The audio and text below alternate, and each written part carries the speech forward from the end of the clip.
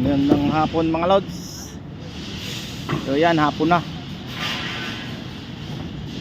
So ito, waiting na lang to ng buhos, yung baba.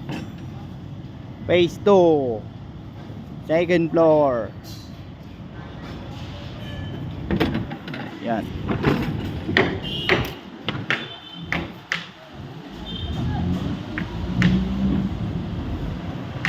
Yung ilalim yan, puro hagdan na lang.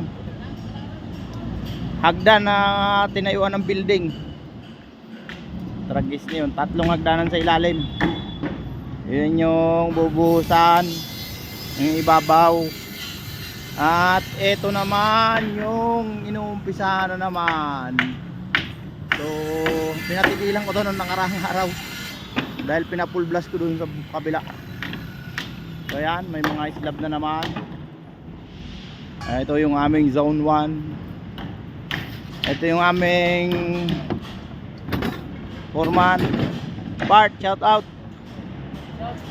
Shout out sa dati niyang, sa ex niya. Ha! May ex pala.